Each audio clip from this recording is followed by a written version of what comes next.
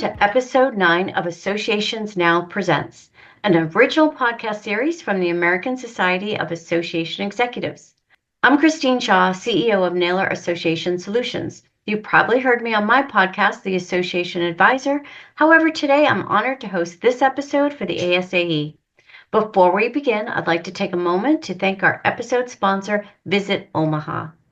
For today's episode, we're excited to talk to Mike Moss, President of the Society for College and University Planning, about the evolving landscape of career development within the association space and what professionals can expect in the year ahead. Welcome to the show, Mike.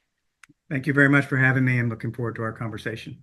Fantastic. Well, let's just dig right in and start with the big picture. How is career development evolving in the association world, and what makes this moment particularly pivotal? Yeah, and it's the right question to start with because I think from our perspective at SCUP and also mine as a 34-year practitioner in the space, is we're shifting from a linear to a kind of a multi-directional career path. And as I came up through the industry, it was a pretty logical progression for me in operations between being an assistant to a manager to a director, but pretty much all within the same discipline as I was given opportunities, maybe different associations, but the directional was pretty linear. And what I really appreciate where we're going as an industry now is that we do have multiple directional paths, meaning I can do a bunch of different things at my association that require a bunch of different skill sets over time. And the association can be committed to me to develop those skills. I do not have to come on entry with all the skill sets to be, a generalist. I can come in with specific skill sets, develop competencies in certain areas, and then have another opportunity to explore different career paths. And I do think what that's been driven by, and you'll hear me talk about this a lot probably today, which is I do think our employment base is beautifully shifting to being purpose-driven. And that's why they're attracted to our sector, is they're here to serve. And they realize that the service is going to change as tech changes, needs change, service requirements change, funding change. And I think this next batch of association employees really get the purpose-driven association. Mike, I couldn't agree with you on the purpose driven. That's one of the reasons too. A lot of people, myself included, are drawn to this space. I liked what you said though, that you don't necessarily have to have all the skills because they'll be developed. And I think sometimes people hold themselves back because they think they need to have all the skills. So that's very encouraging coming from someone like you who's reached to the top position and letting people know that we're here to develop your career along the way. Let's talk about a tricky subject now, right? Nothing's gotten more attention than remote and hybrid work. They've become very common across many industries. So talk to me about how associations are adapting to this shift and what challenges or opportunities does it present for talent development? Yeah, and what I'll do here intentionally is avoid the generational trap. I know this is a pod, so people may not be able to see me, but after working for 34 years, you can imagine I'm not in my 20s. So I came up in a different type of environment than what we're offering now, the hybrid remote. And my organization is hybrid remote, meaning everybody in the central office location of Ann Arbor is hybrid. And we also have employees coast to coast. So we have a beautiful mix. And I think some of the challenges that we've experienced that may probably translate to other listeners is that there has to be a real intentional connection process. You can't just assume people are checking in with one another just to check on the weekend. All that, proverbial water cooler talk can be very challenging. And I think we've really experimented with different types of setups. And the one that's worked the best for us is we do have a twice a month purposeful presence meeting. It's called a P2 because everything is abbreviated. So the purposeful presence meetings are obviously partly a staff meeting, but they're also mostly a social. And it's a chance to guarantee that at a minimum, 8 hours a month, because they're both 4-hour meetings, we're having the chance to connect as humans who happen to work at SCUP and making sure that we have that social opportunity. And that's proven to be real helpful to make people, especially if they're new and remote and not in the hybrid environment that we have in Ann Arbor, it can be a lot longer tail to get, ingrained into the social movements of the organization. So I appreciate that. And I also think one of the things that's really important, and it goes to what we just talked about where we're heading, is digital fluency is really important. Is that obviously you and I are connecting today through a digital medium, and my remote employees and I see each other 3 to 4 times a year in person. Otherwise, it's all digital. And being able to manage that digital fluency, not just to open software and use it, but know which software you're using, what tools come with it, what are you endeavoring to do in that meeting, does take training. And I think oftentimes we just assume if it's an icon on a desktop, the person will figure it out. And I would encourage all of us as employers to recognize training is one of the biggest outcomes of the hybrid remote work environment. Training the culture, training to how the digital fluency will work in your organization, and being real honest about what's not working and having those channels provided for feedback from everyone, not just your hybrid folks or your remote folks, but from everyone. Yeah, I like what you said. A couple of big takeaways is one, don't put age bias into it one way or the other. I think that helps a lot. I love what you're saying about digital fluency because I think you're right. Everyone adapts to technology and digital differently, but ensuring that there's alignment on the tools and the training is really key to making this work. And also the fact that you pointed out that some of your intentional in-person meetings are about social, not just work, because that's how you get to know people and create those relationships. So well done. Those are some good takeaways for all leaders to lean into. And I hadn't really heard the digital, as long as we've been doing this, the digital fluency aspect. So that to me is a real key one. And I guess this really goes right into the next topic, which is culture. I mean, we all know the saying culture eats strategy for breakfast, right? So it plays a significant role in career satisfaction, employee retention. Tell me from your point of view and your experience, what does a healthy growth-oriented workplace culture look like, especially in today's digital hybrid world and specific in the association space today? Yeah, it's a great question. So I'm going to start by saying it took me 34 years to get this terminology understood, and it's everywhere. There's Yeah. amazing organizations that run this discipline, and that is being a learning-centric organization. And in being learning-centric, it is really hard, at least it has been for me as a leader. It has been really hard to get this kind of going, and I'm still learning every day. And the simplistic side of being learning-centric, which is the cornerstone of our culture, which is you do something, you reflect on it, and then you do it differently. And while that may imply I work in a silo, it may imply I worked in a team, it all has to imply that you're learning every day to do something in service differently. And to me, that's what's driving the collaboration at Scott. And so we can say all day long that we have a culture of collaboration, but if we haven't enabled that with a systemic approach that is in our job descriptions, it's a systemic approach that is in our daily expectations, and we talk about it at every P2 meeting we have, is what did we learn? What did we learn to reflect on? Because not everything requires reflection, but what are we going to do differently so that we can continue to move forward with our members who at times are moving a lot faster than we are, and at other times they're kind of looking for us to model how to move forward. So I think that's the culture piece I would offer is with learning centricity comes psychological safety. It needs to be a place where when I do my reflection, I feel okay in front of all my colleagues that what I'm going to say is my reflection. It may not be a truth to everyone, but there's where we can collaborate and work together to make refinement. And so I found that to be really helpful for us. And also always reminding that we're mission centered. And I know as nonprofits and especially as associations, man, we're all about that. But oftentimes we forget to remind ourselves that we're all about that. There's so many things coming at us so fast all the time that recentering ourselves to be learning centric around our mission obligations can be a real strong way to make sure we're aligned, appropriately resourcing, appropriately training talent, all those things. So I do think for us, and what I would advocate is look into that learning centric organizational design. It's been really, I wouldn't say magical, but pretty close for Yeah. us as we've transitioned out of the pandemic. Yeah, that really resonates for a few reasons. I mean, just this morning we talked about have a think exercise and go away and reflect because if you do the same thing over and over and expect a different result, we all know. So I love that and attaching that to psychological safety because I think oftentimes people operate from a place of fear, like what if what I say is not the right thing or I'm going to be judged, but offering that psychological safety is critical as well. I And really then, like that, Christine. And if I yeah, may, I want to build on that because sure. what you said there is awesome. And I wish I remembered where I learned this because the person or the organization deserves huge attribution for this. But on our whiteboards, we have the word fun. And what it stands for is fearless, understood, and not alone. I love that. And I wish I knew who said it. We did not. I don't want to pretend like I came up with that. That's way too good for me to have come up with for sure. But that is to your point on psychological safety is we are sometimes operating with mindsets of scarcity and fear. We want to do growth mindset, abundance, and learning, but we have to remind ourselves that it's fun because we have to be fearless at times. We're not alone. And when we're not alone, we're understood. And I think that's been a real cornerstone of those P2 meetings that I referenced.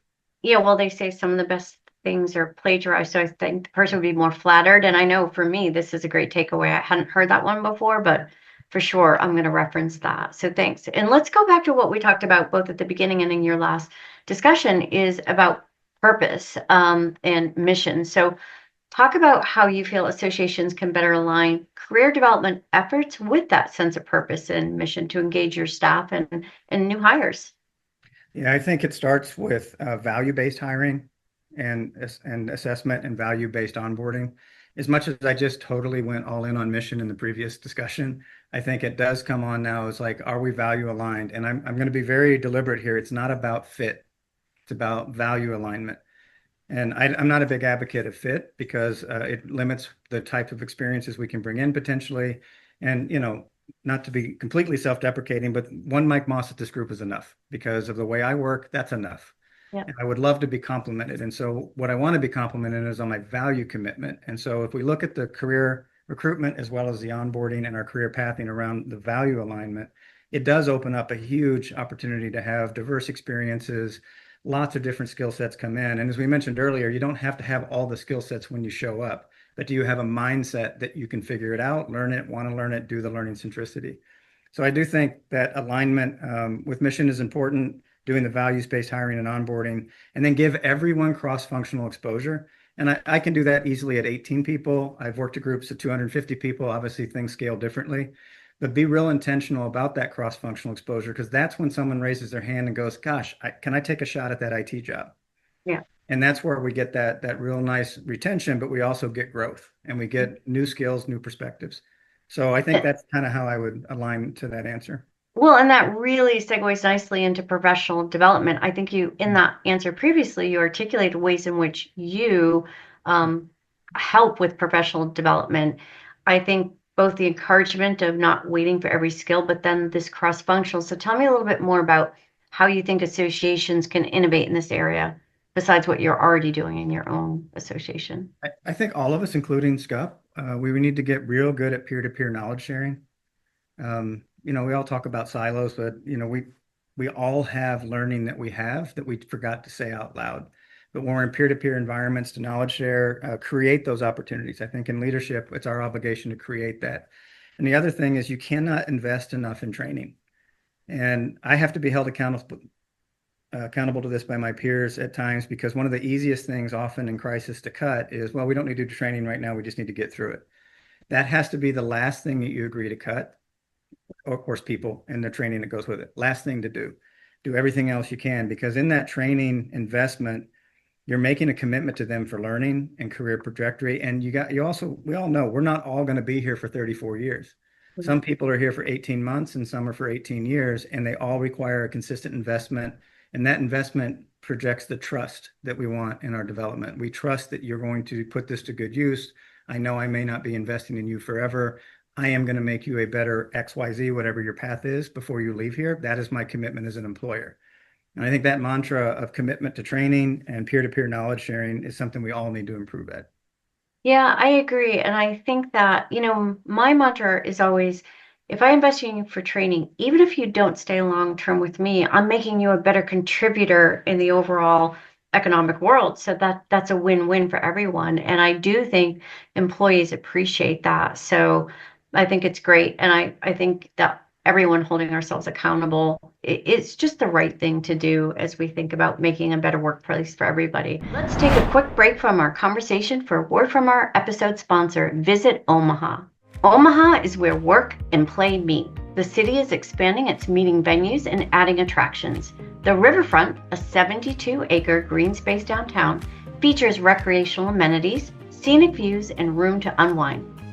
Omaha's Convention Center is investing $200 million to create more event opportunities. Joslin Arts Museum's new wing offers after-hours inspiration and a $950 million airport expansion, which will nearly double the terminal size by 2028, adding new gates and streamlined security. Does pairing productivity with play sound like the right fit for your meeting? Find out more at visitomaha.com/meeting. Let's talk now about somebody who may be just entering the association field. What advice would you give them, and what type of meaningful connection should they be leaning into to help with their career development? Great question. This does not have to do with people's personality gifts, which is extroversion or introversion. It doesn't matter if you're an extrovert or introvert, but you've got to build a network. And that's easy to say after you've done it for 3.5 decades. It's hard to do when you've been out of college for 3.5 months. But as you're considering entering the field, you have colleagues already. They just may not be aligned to what you believe to be your trajectory. Talk to them anyway. My son has friends in all different industries. He's in agriculture. The place he learns the most about how he can then apply differently to his trajectory in agriculture is talking to people who are not farmers, Mhm. right? And so working with engineers and his friends talking differently, but building up a connection of like, I know a person. And there's that old joke, like everybody needs a person. Well, we do. So Yeah, work on that. Work on finding your people, and they don't have to be the logical. Again, it's not linear. It's multi-directional mhm. now. So build that ecosystem of yourself. And when you're doing that, be sure that your own personal development as you enter any field in our amazing association world is cultivate adaptability. I have preferences. I have preferences for music. I have preferences for office setup, all the things. But sometimes it just doesn't play out that way. And I Yeah. had to cultivate a sense of and a mindset of adaptability, which is, of course, very close to what we're looking for in employees, which is agility. But having that adaptability, like this isn't perfect, but it's great for now. To your point, I may not be here forever, but here's what I can learn now. That serves you as someone entering our field as a new person, and Yeah. you will find your path, especially if you're with an employer who knows that their investment in you is, as you described, you're going to help everyone while you're here, and we're going to help you go where you want to go. And Yeah. I think just putting all that together is the network, the adaptability, and also don't get over stressed out with only knowing about association stuff. Learn anything and everything. And again, like my son's doing, which I'm very proud of, is learn outside your own field and apply it to your own. And sometimes that's where some really interesting ideas come from. Yeah, I couldn't agree with you more. I think the other thing I would add to that too is if you're an introvert by nature, don't let that hold you back and, lean on people to make introductions because I have seen so many positive outcomes by just having the network and leveraging that network. So I think that's great advice. A little sidebar, I was in agriculture prior to joining the Oh, my association God. world. So that's a great place to be. Good for your son. Oh, I appreciate that. Thank you. Yeah. Now, whatever industry anyone comes from, sometimes it feels like it's a niche or a clique of people. Help us understand how associations can broaden their access and reach to people to make it more inclusive and accessible to people who may not come from the association so we can have a more diverse pool of candidates coming into the space in general.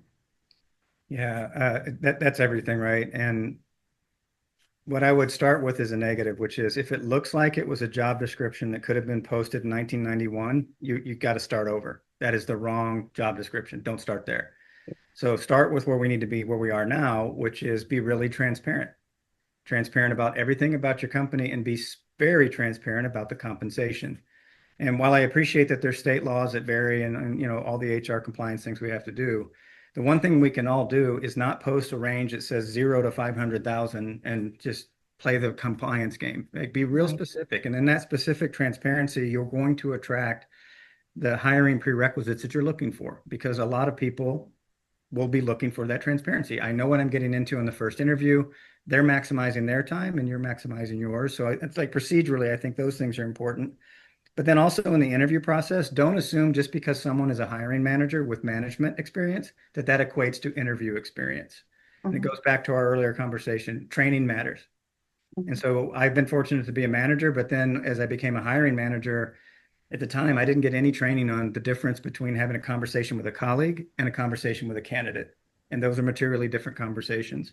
So I think you got to make sure you're training so that it's not just about make sure you say these words, Mike, but it is make sure that you're having a conversation that brings out what they're looking for, what we're looking for, and that is not the same as talking to a colleague. And it Yeah. also isn't the same as the like typewriter effect interviews that we all grew up with a table of 17 people and you rotate around. I Yeah. think we all need to be back to that adaptability. We all need to be more adaptable in how we're approaching candidates because a lot of them, as we've experienced in the first question, are remote.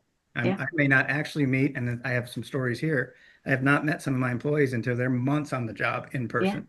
Yeah. So that's a different experience. So make sure that we're all ready for that digital experience by training. Don't assume just because I manage people, I can manage an interview.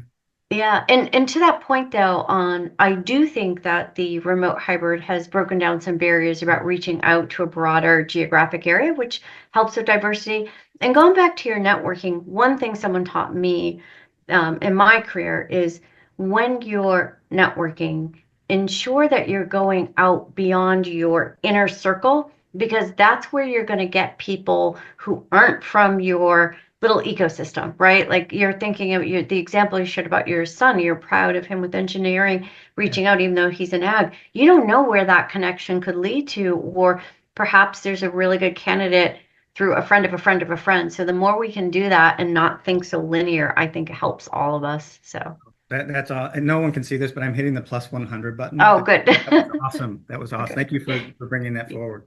Well, certainly you have a lot of historical perspective and experience, especially 34 years in association space. But let's look ahead a little bit. Do you have any trends or changes that you're anticipating will shape or develop in associations over the next few years? I can think of many that are going on right now in terms of advocacy and impact from funding to tax issues. So let me know what's on your mind, Mike. Yeah, and this is the farthest in the last 2 years I've made it in any conversation without saying AI.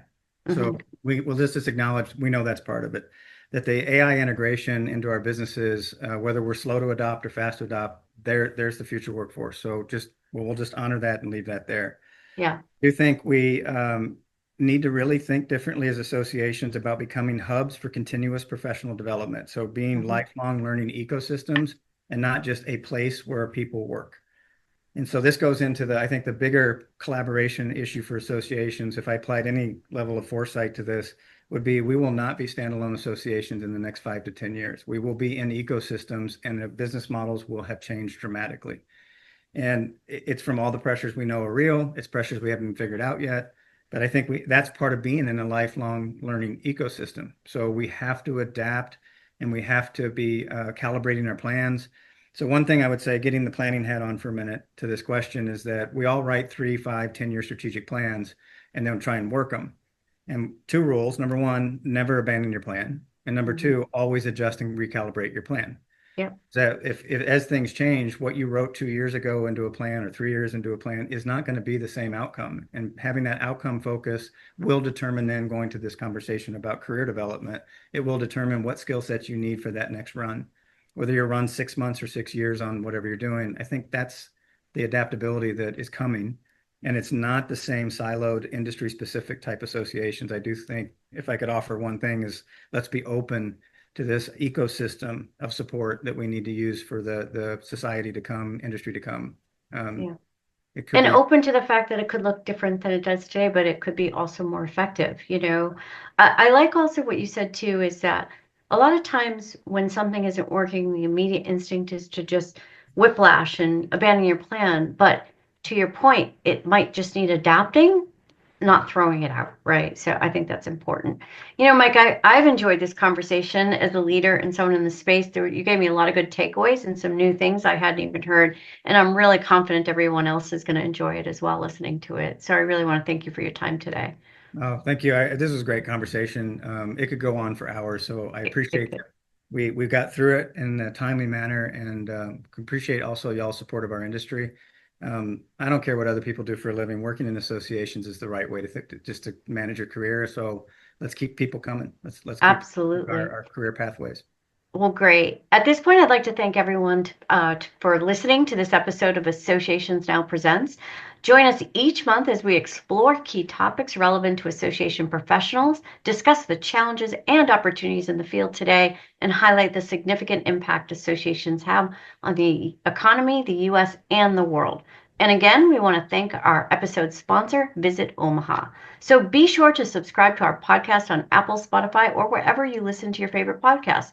For more information on career development in the association space, visit Associations Now online at associationsnow.com.